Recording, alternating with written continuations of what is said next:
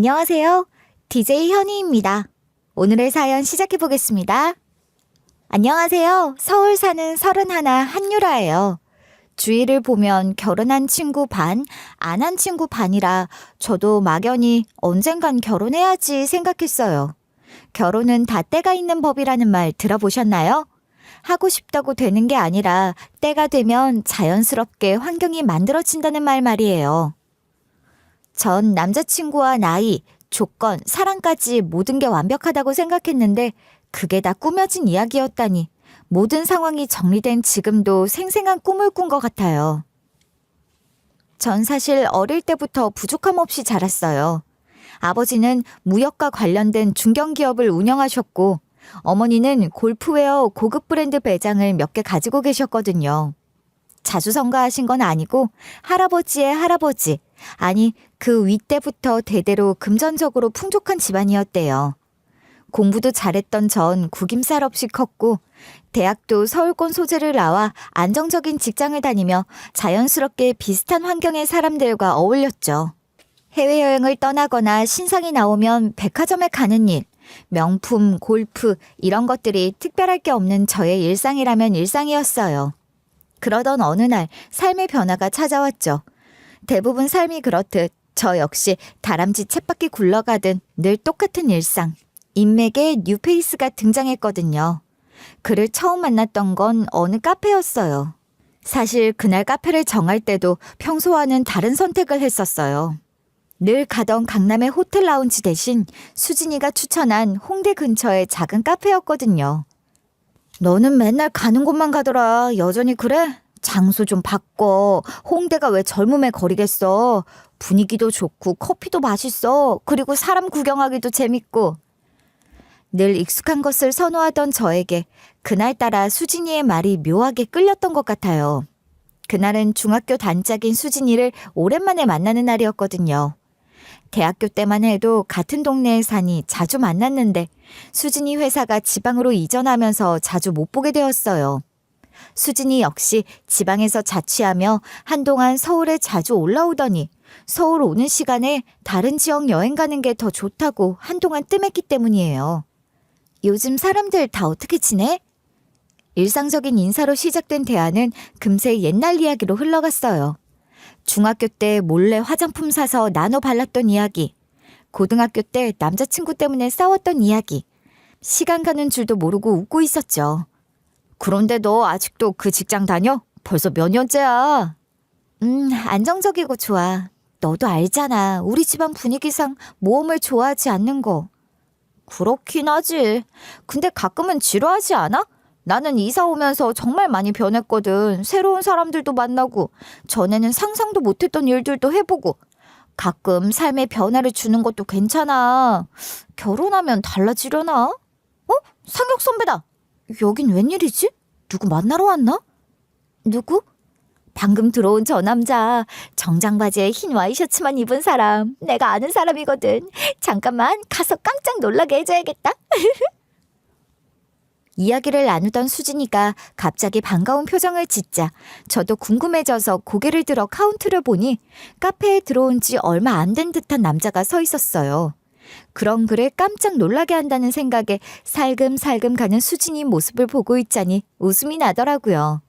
중학교 때부터 장난기가 많았는데 커서도 그 모습이 사라지지 않고 있다는 게 반갑기도 했고 귀엽기도 했거든요. 그 사람은 메뉴판을 보며 뭔가 고민하는 듯 했는데 평범한 직장인 스타일이었지만 옷을 입는 센스가 있어 보이더라고요. 와이셔츠 소매를 살짝 걷어올린 모습이나 넥타이 없이도 단정해 보이는 게 인상적이었는데 뒤에서 갑자기 아는 척하는 수진이를 보더니 깜짝 놀라하는 그 모습에 저 역시 멀리서 작은 미소를 띠며 재밌어했죠.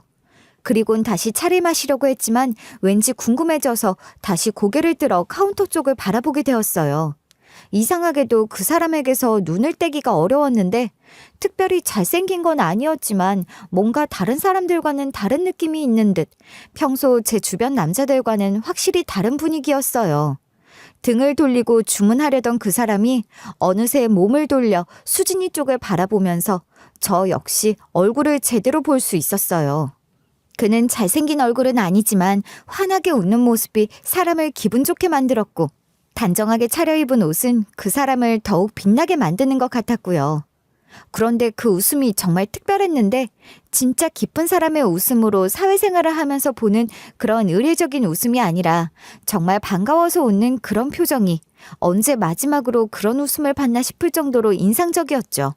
짧은 인사를 마친 수진이는 다시 제자리로 돌아왔고 그는 카페를 나갔지만 대신 우리 테이블의 이야기 소재로 다시 등장했네요. 어때? 저 사람 말이야. 괜찮지 않아? 뜬금없다. 아는 사람이라고 인사하고 온다더니 한다는 소리가 밑도 끝도 없이 저 사람 괜찮지 않냐고? 내가 점쟁이냐?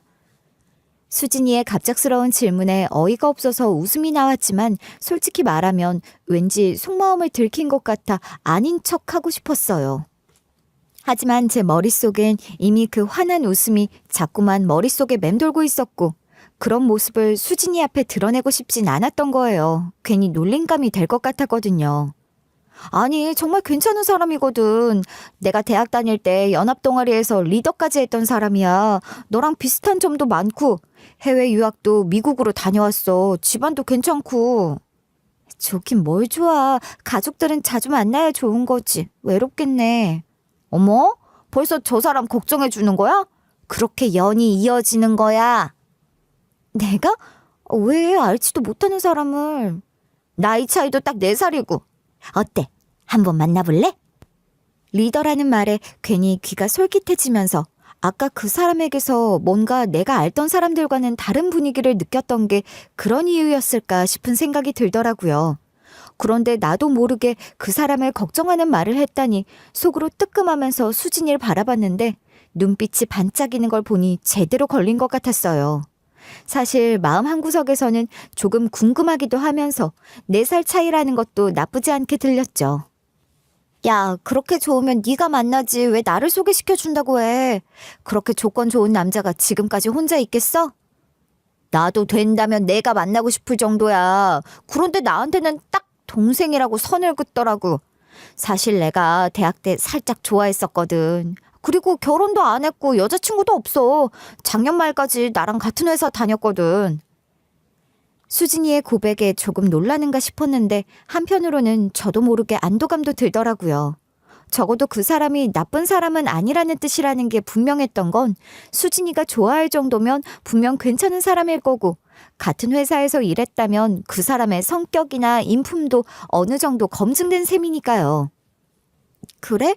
막 잘생긴 건 아닌데 웃는 모습이 사람 편안하게 만들어주는 것 같긴 하더라.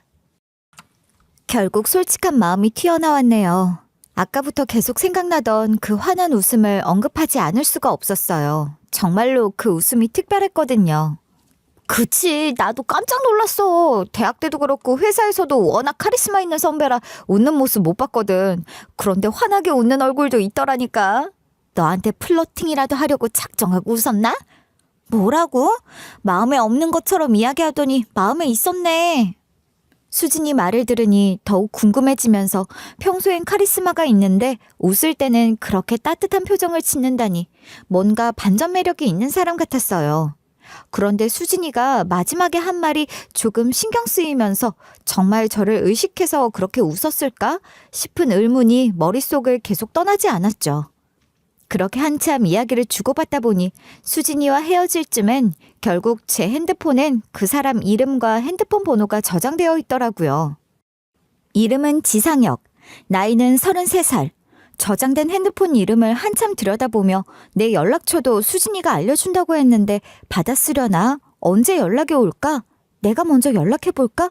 이런저런 생각들이 몰려왔죠.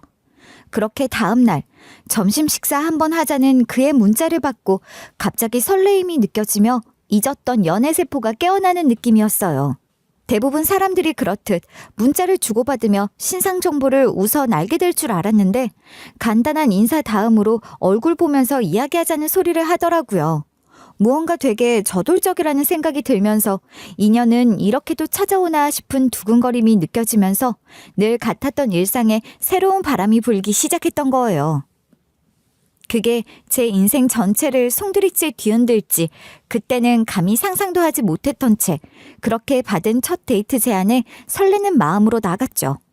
생각보다 훨씬 좋았던 기억의 첫 만남 장소는 그가 정했는데 강남의 조용한 레스토랑으로 너무 화려하지도 않고 격식을 차려 부담스러운 것도 아닌 딱 첫 만남에 적절한 장소라 그런 곳을 선택했다는 것에서부터 이미 그 센스가 느껴지면서 호감도가 확 상승하더라고요. 상혁 씨는 수진이가 말했던 것처럼 예의 바르고 차분한 성격으로 수진이 말과 다른 점이 있었다면 수진이는 대학 선후배로 만나고 일하는 모습을 함께 봐서 그런지 카리스마 있다고 말했는데 제가 본 상혁 씨는 그렇지 않았어요. 아니, 오히려 그런 이야기를 듣고 만나서 그런지 부드럽게 다가오는 모습들이 더 매력적으로 느껴졌던 것 같아요. 제가 늦을까봐 미리 와서 기다리고 있었던 그는 자리에 앉아서 기다리다가도 저를 보자 자연스레 일어나 인사를 건네며 편히 앉을 수 있도록 의자를 살짝 빼주더라고요. 만약 의자까지 넣어줬으면 부담스러울 텐데 그러고 자리로 돌아가는 모습이 과하지 않으면서도 정중하게 느껴졌죠. 대화를 나누면서 그의 해외 경험담도 들을 수 있었는데 나와 다르게 재치 있는 입담에 빠져들게 되더라고요. 저는 해외를 가더라도 대부분 유명 관광지나 쇼핑 위주였는데 상혁 씨는 저와 다르게 현지인들과 어울리며 그들의 삶을 직접 느끼는 게 좋다고 말하며 그때 에피소드들을 들려주었어요. 미국은 워낙 많이 들어가니까 그리고 부모님이 계셔서 언제든 갈 수 있으니까 전 다른 나라 가는 게 그렇게 좋았어요. 방학 때도 미국에 남거나 한국에 들어오는 게 아니라 다른 나라를 돌아다녔거든요. 특히 호주에서 보낸 시간이 기억에 가장 많이 남아요. 농장 일도 해보고 카페에서 바리스타도 해보고. 와, 정말 다양한 경험을 하셨어요. 방학 때 공부만 해도 시간이 부족하다고 유학간 친구들 보면 맨날 징징대던데 일부러 시간 내서 그런 경험들도 다 하시고 정말 대단하세요. 대단하긴요. 그런 경험들이 결국 다 저에게 필요한 것들인걸요. 물론 부모님도 처음엔 반대하셨죠. 하지만 또 젊을 때 아니면 할 수 없는 것들이라는 걸 아시니 나중엔 오히려 좋아하셨어요. 그런 이야기를 들으며 상혁 씨가 얼마나 주체적이고 진취적인 사람인지 알 수 있었고 저와 비슷한 환경에서 자랐다지만 이야기를 들으면 들을수록 다른 세계 사람 같더라고요. 더 듣고 싶었고 배울 점이 많은 사람이라 생각했던 건 미래에 대한 생각도 진지해 보이면서 제 주위 친구들과 다른 모습이 보였기 때문일 것 같아요. 주위 친구들을 보면 당연히 부모님이 하시는 일이니까 이어받는다 정도의 생각을 가진 게 대부분이었는데 상혁 씨는 달랐거든요. 막연히 부모님이 하시는 일은 이어받아 안정적인 삶을 살아간다는 게 아니라 자기 경험을 덧붙여 새로운 비전을 만들어내는 능력이 있는 사람이었던 거죠.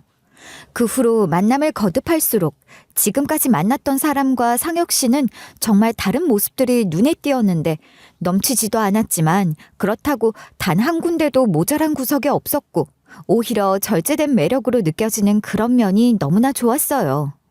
자기는 왜 골프 싫어해? 다들 골프용품 자랑하지 못해 안달이고 못 쳐도 대충 어느 정도 치는 척 인사치레라도 하기 바쁘잖아. 언제 밥 한번 먹자는 이야기보다 언제 필드 한번 나가자는 말이 더 익숙한 사람들 태반인데. 그냥 재미가 없다고 해야 하나. 자연을 본다, 대화한다. 뭐 좋아하는 이유야 제각기일 테지만 나는 시간에 쫓겨 치는 것 같고 별로더라고. 지난번 친구들이랑 함께 골프 치러 갔을 때 보니까 상혁 씨 꽤 치던데 그 정도 실력이면 연습도 꽤 했을 거고 영 골프는 별로야? 그냥 친구들도 그렇고 부모님도 그렇고 갈 일들이 생기니까 한때 연습 좀 했을 뿐이야. 다행히 부모님이 물려주신 운동신경 덕분에 빠르게 배웠고 그때 실력 지금까지 유지 중인 거지 뭐. 딱 거기까지야. 주위 사람들을 보면 좋은 골프장 회원권 있는 걸 자랑으로 여기는 사람도 있었는데 상혁 씨는 좋은 골프장은 다 알고 있으면서 회원권 하나 없는 사람이었어요. 못 가지는 게 아니라 의도적으로 필요 없다고 생각하는 이 사람이 그땐 왜 그렇게 멋있어 보였는지 모르겠지만 만남의 횟수가 늘어날수록 점점 더 그의 매력에 빠지게 되더라고요. 수진이는 비슷한 환경이라고 말했지만 환경이 비슷할 수 있어도 전혀 다른 사고방식을 가진 상혁 씨는 다른 세계에서 온 것처럼 저를 헤어나지 못하게 만들기 충분했으니까요.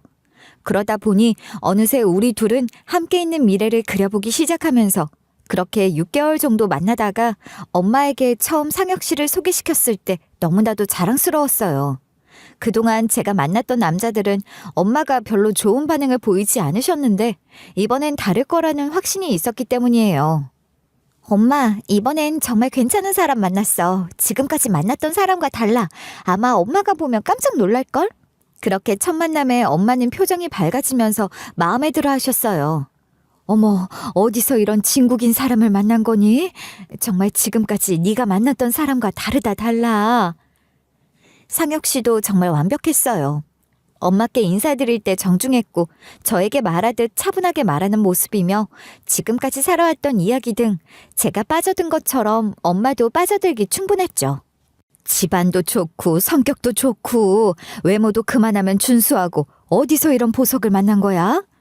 엄마 수진이 알지? 수진이가 소개시켜줬어. 나랑 잘 맞을 거라고. 엄마의 반응을 보니 정말 안심이 되었던 건 그동안 제가 만났던 남자들에 관한 이야기를 하실 때면 항상 뭔가 아쉬운 표정을 지으셨거든요.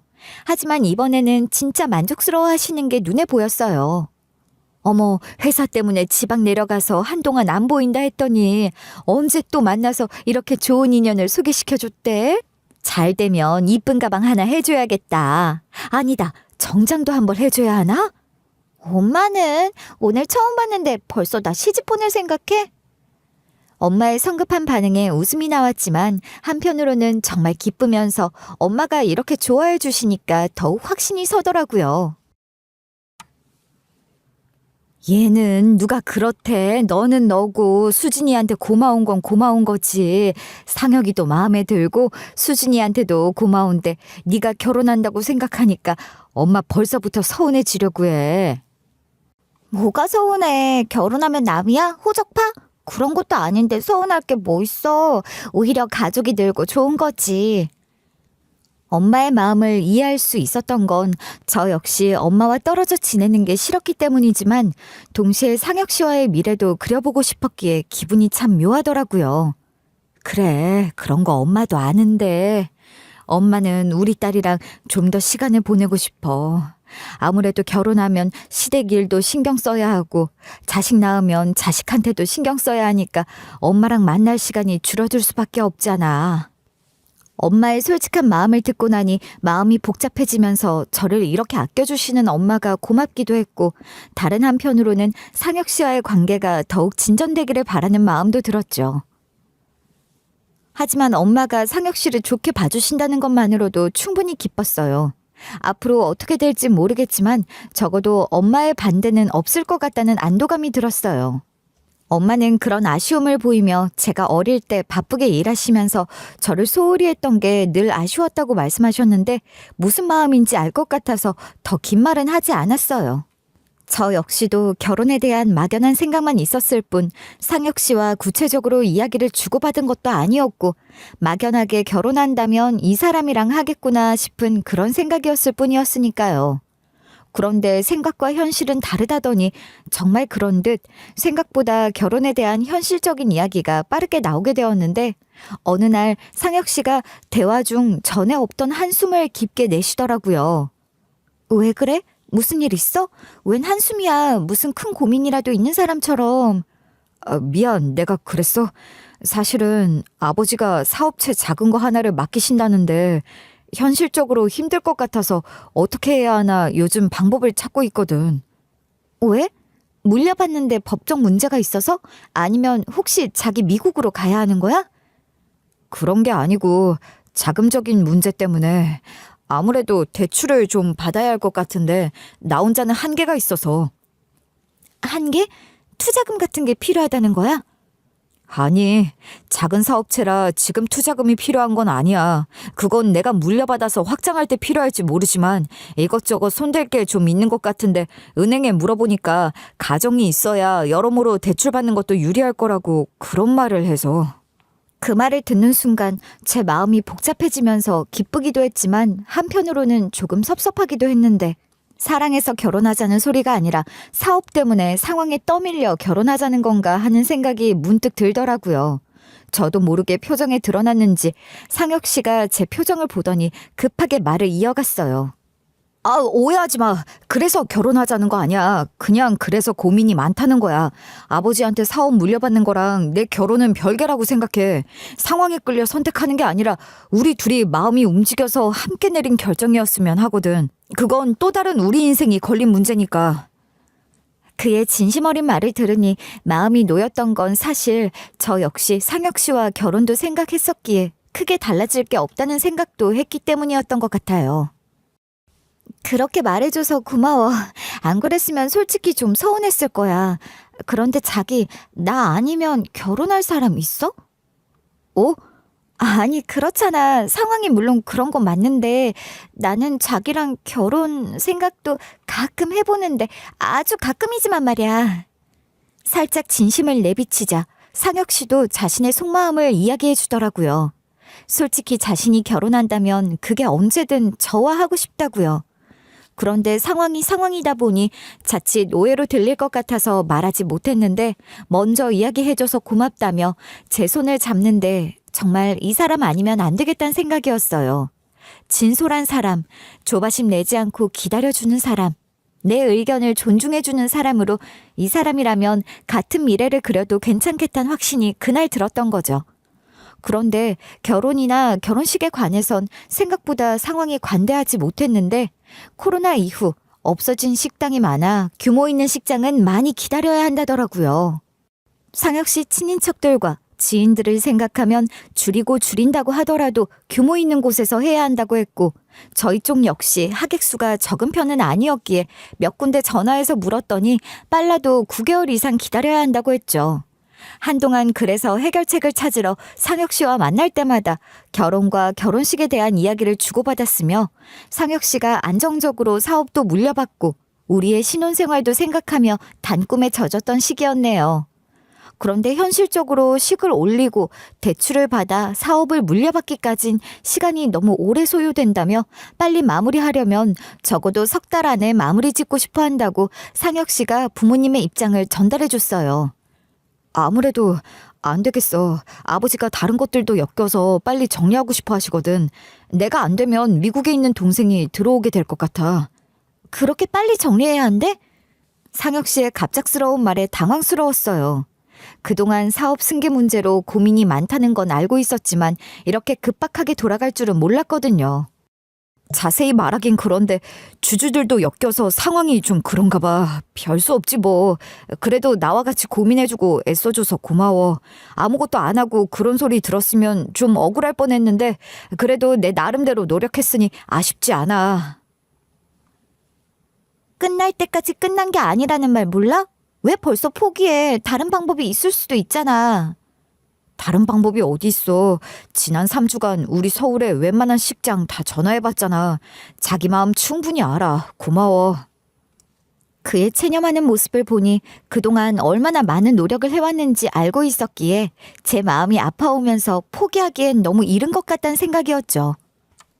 내 마음을 안다고? 정말? 그럼 자기도 동의하는 거야? 아니 뭐 꼭 결혼식 먼저 해야 하나? 혼인신고부터 하고 여유있게 결혼식 준비하면 되는 거지. 사실 저도 제가 이런 말을 먼저 하게 될 줄 몰랐는데 상혁 씨가 힘들어하는 모습을 보니 자연스럽게 나왔고 상혁 씨 역시 깜짝 놀라는 표정으로 저를 바라보더라고요. 아니 그렇잖아. 어차피 우리 둘 마음은 정해졌고 시간 허비할 게 뭐 있어. 사업 승계 문제도 걸렸으니까 먼저 부부가 되고 식은 나중에 올리면 되는 거지. 정말 그래도 괜찮아? 나야 그래주면 고마운데 여자들은 결혼식이 정말 중요하다고 그래서 나는 정말 꿈에도 생각 못했던 건데 평생 한 번 있는 결혼식인데 내 환경 때문에 포기하고 싶진 않아. 상혁 씨의 배려하는 마음이 느껴져서 더욱 확신이 서면서 이런 사람이라면 분명 좋은 남편이 될 거란 생각이 들기 시작했죠. 마음이 중요한 거지 형식보다 난 마음이라고 생각해. 사실 난 스몰 웨딩 하고 싶었고 정말 간소하게 양가 부모님이랑 친구 몇 명만 불러서 작은 리조트에서 하루 신나게 놀면서 의미 있게 보내고 싶다는 생각도 했어. 그러니 나에게 예식이 꼭 중요한 건 아니야.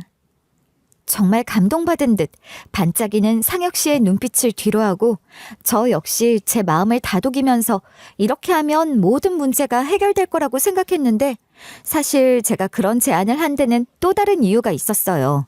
며칠 전부터 자꾸 누군가가 저를 따라다니는 느낌이 들면서 불안했는데 3년 전 헤어진 제 남자친구 박준서 때문에 비슷한 느낌을 받은 적이 있었거든요. 준서는 저보다 3살 어린데 딱 3개월 만나는 동안 저에게 집착이 정말 심해서 힘들었는데 처음엔 그런 관심이 사랑인 줄 알았지만 시간이 지나면서 숨이 막힐 정도였죠. 수시로 제가 어디에 있는지 알려고 했으며 친구와 만나거나 회식 때문에 늦는 날이면 어김없이 집 앞에서 기다리면서 매일 저를 보고 헤어지는 게 저를 사랑하는 거라고 착각했던 사람이었던 거예요. 유라야, 나 너 없이 못 살아. 하루라도 너 안 보면 불안해서 미치겠어. 그런 말들이 집착으로 들리는 건 너무 당연했고 결국 숨이 막혔던 전 헤어지자고 이야기했는데 그 이후 더 심각하게 변하면서 집 앞에서 매일 서성이면서 제가 나오기를 기다렸던 덕분에 한동안 친구 집에서 지낼 정도로 힘들었죠. 그런데 그 3년도 더 된 이야기가 최근 들어 다시 그런 느낌이 들기 시작했던 건 누군가가 저를 지켜보는 듯한 느낌에 요즘 따라 모르는 번호로 걸려오는 전화들까지 부쩍 늘었고 전화를 받으면 아무 말 없이 끊어버리는 일들이 생겼기 때문이었어요. 별도로 문자가 오거나 그러는 건 아니었지만 혹시 전 남자친구가 다시 주위를 맴도는 건 아닐지 불안감이 커지고 있는 터라 혼인신고를 하면 될 것 같았거든요. 법적으로 결혼한 상태가 되면 준서도 확실하게 포기할 거란 생각이 들면서 결혼 소리에도 서운해하시는 엄마가 식도 없이 혼인신고부터 한다면 섭섭해하시면서 반대할지 모른다는 생각도 들었지만 지금 이 상황에서는 이게 최선의 선택인 것 같았어요. 그런 말들이 오갔지만 미안함과 어떻게든 다른 해결책으로 다시 한번 시도해보는 등 자신만의 방법을 찾느라 상혁 씨는 의외로 적극적으로 나오지는 못하더라고요. 며칠 동안 은행이며 관공서며 바쁘게 뛰어다니는 걸 옆에서 아무 말 없이 지켜보면서 이미 제 나름대로 의사표현을 했기에 더 이상의 말은 불필요하다고 느꼈고 오히려 상혁 씨가 마음의 준비를 할 시간이 필요하다는 생각이 들었죠. 그러던 어느 날 상혁 씨가 드디어 결심한 듯 진지한 표정으로 말했어요. 유라야, 정말 괜찮다면 네가 말한 대로 혼인신고부터 하자. 정말? 이제야 확신이 선 거야? 너에 대한 확신은 전부터 있었어. 조금이라도 제대로 너와 함께하고 싶은 마음에 다시 한번 다양한 방법들을 검토했는데 더 이상 시간 끌 수도 없고 이럴 때 힘이 되어주는 너와 함께 하고 싶다는 생각이 너무 커졌어. 결혼식은 네가 원하는 대로 정말 멋지게 해줄게. 고마워, 유라야. 나도 고마워. 내가 먼저 말 꺼내놓고 자기가 하잔 소리 안 하면 어쩌나 내심 걱정했거든. 그런데 시간 오래 끌지 않고 말해주니 좋네. 우리 진심을 서로 알게 된 것 같아서. 이런 날이 결혼기념일이지, 안 그래? 그렇게 혼인신고를 하기로 결정했던 날, 미루지 않고 구청으로 바로 갈 수 있었던 건 혼인신고를 위해 증인 2명이 필요하다는 걸 알아서 다른 날 하려고 했는데 다행히 상혁 씨 지인들이 구청 주변에 근무해서 점심시간에 잠깐 시간을 내줄 수 있다고 했기 때문이었어요. 미리 가서 서류를 작성하고 둘이 이야기를 나누다 상혁 씨 친구가 오면 나머지 빈칸을 채우고 제출하자는 세부 계획까지 나누며 이동하는데 머릿속으로 생각했던 일이 막상 실제로 일어나자 기분이 얼떨떨했어요. 진짜 이제 유부녀가 되는 건가 싶어서 기분이 이상하면서 엄마에게 문자로 상황을 알려드렸는데 혹시나 미리 일 저지르고 나중에 정말 서운했다는 말을 들을까 걱정이 되기도 했죠. 그렇게 구청으로 가는 차 안에서 상혁 씨가 묻더라고요. 긴장돼? 조금. 자기는? 나도. 그런데 설레기도 해. 오늘부터 우리 정말 부부가 되는 거야? 그러네. 혼인신고하고 나면 이제 정식 부부가 되는 거네. 끝나고 맛있는 거 먹으러 가자. 뜻깊은 날이니까. 자기 가고 싶은 데 있으면 말해. 내가 뭐든 다 사줄게. 이런저런 이야기를 하다 보니 어느덧 구청에 다 왔더라고요. 구청 주차장에 상혁 씨가 차를 세우고 저는 먼저 내려 기다리고 있었어요. 갑자기 제 핸드폰이 울렸죠. 엄마였어요. 엄마? 문자 보내도 답이 없더니 서운하다는 말 하려고 전화했어? 유라야, 조용히 내 말만 들어. 알았지?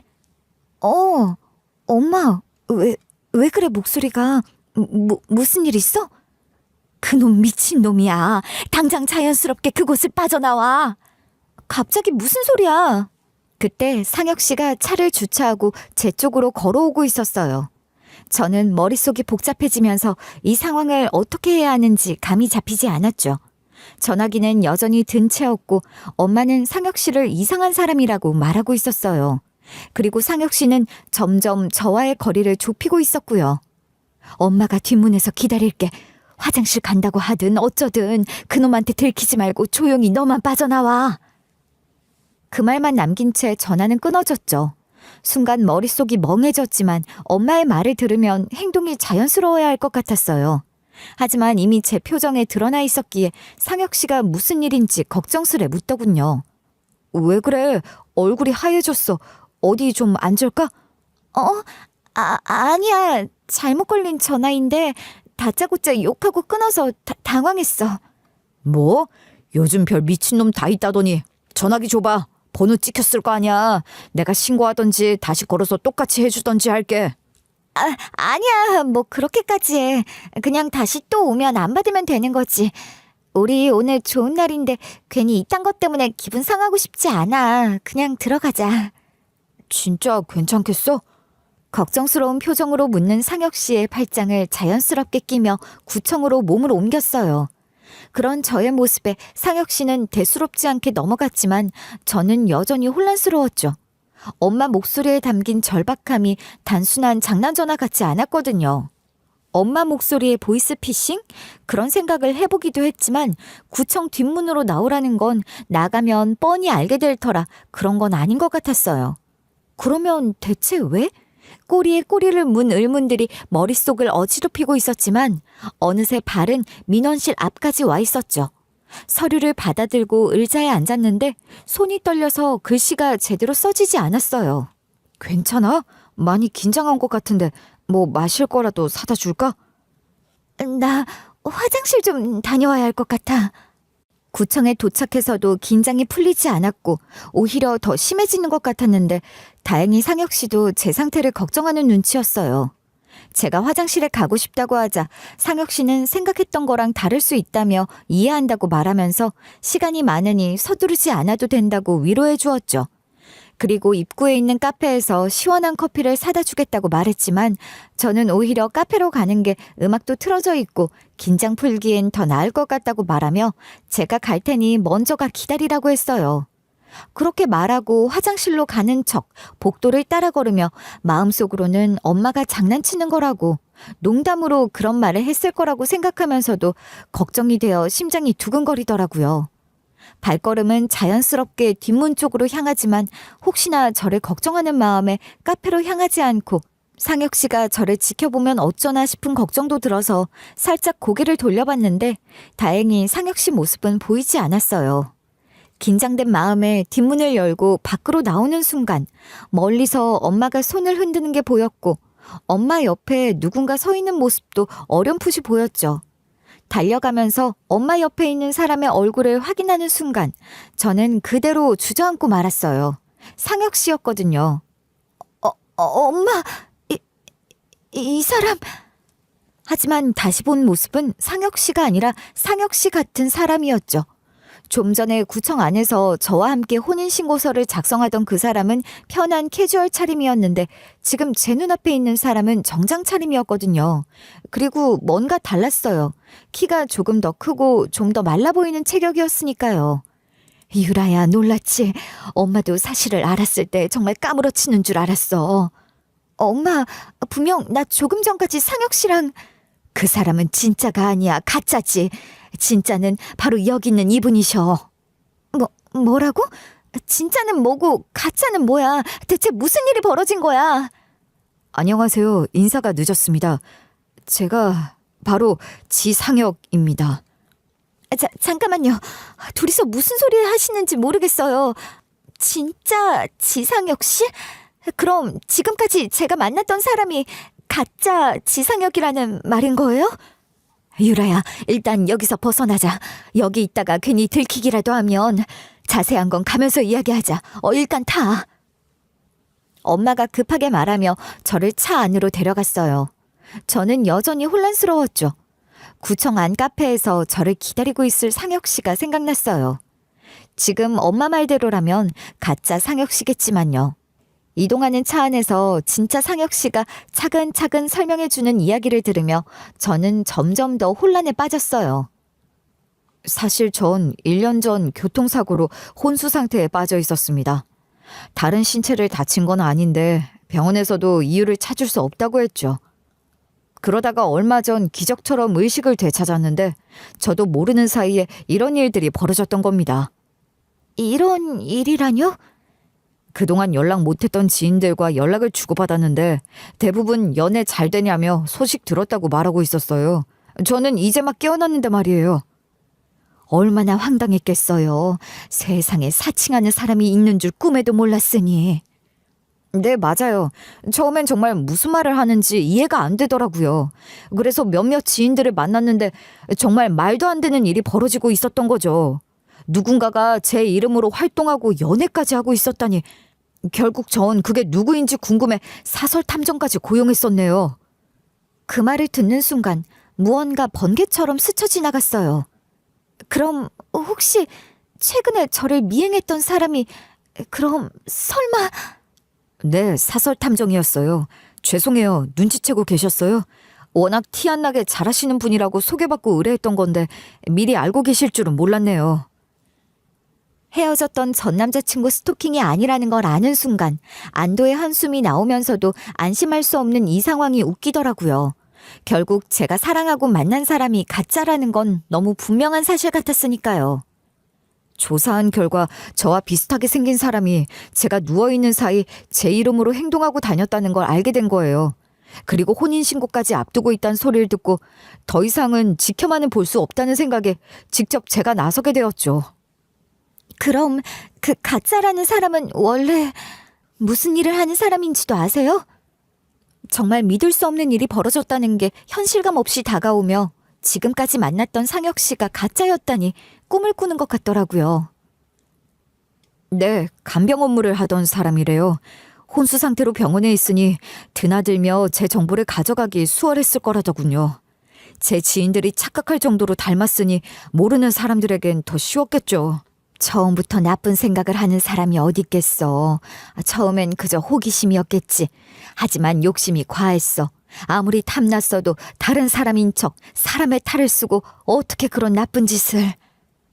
엄마의 말을 들으니 더욱 끔찍하다는 생각이 머릿속을 스치며 그 사람이 처음부터 계획적으로 접근했다는 게 믿어지지 않을 정도로 자연스럽고 매력적이던 것들이 떠올랐지만 그 모든 게 다 거짓이었던 거예요. 제 서랍 속에 있던 소지품 안에 신분증과 신용카드가 있었다더라고요.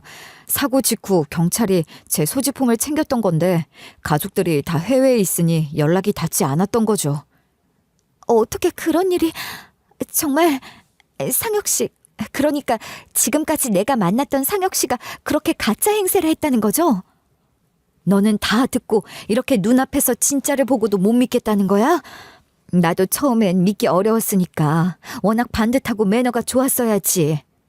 그래도 이분이 너 쓰러질 거 생각해서 나한테 먼저 연락해서 천만다행이지. 잠깐, 그럼 수진이는? 혹시 수진이도 알아요? 설마 수진이도 같이? 갑자기 수진이까지 의심스러워지면서 만약 수진이까지 이 일에 연루되어 있다면 정말 누구도 믿을 수 없을 것 같았기에 제발 아니었으면 하는 간절한 바람이었네요. 수진이? 박수진이요? 수진이를 알아요? 아, 그랬군요. 아직 수진이랑 제가 연락한 건 아니지만 아마 수진이도 몰랐을 확률이 높아요. 아실지 모르지만 수진이가 알면서 누굴 속이고 그런 성격이 못 되잖아요. 진짜 상혁 씨의 말을 듣고 나니 조금 안심이 되면서 적어도 수진이만큼은 저와 같은 피해자였다는 생각이 들었지만 여전히 모든 상황이 믿기 어려웠어요. 그랬어요. 알고 보니 수진이도 피해자였죠. 진짜 상혁 씨는 대부분 전화번호를 외우고 다니는데 외워지지 않는 몇몇 지인들의 핸드폰 번호는 혹시 몰라 수첩에 적어두는 버릇이 있다고 말했어요. 그중 하나가 수진이로 그렇게 오래 알았어도 이상하게 수진이 핸드폰 번호는 외워지지 않는다고 덧붙였죠. 나중에 가짜 상혁 씨에게 듣기론 수첩에서 수진이라는 이름을 보았을 땐 호기심으로 처음엔 그저 인사만 해보자는 가벼운 마음이었는데 반갑게 웃으며 안부를 묻는 모습을 보니 지인들도 구별하지 못할 정도면 대신 삶을 살 수 있지 않을까? 그런 위험한 생각까지 하게 된 거라고요. 진짜 상혁 씨와 다르게 가짜 상혁 씨는 힘든 삶을 살았던 걸 나중에 들었는데 어릴 때 부모를 일찍 여의고 개천에서 어떻게든 용이 되어보려고 애썼지만 결국 용이 될 수 없었던 케이스였죠.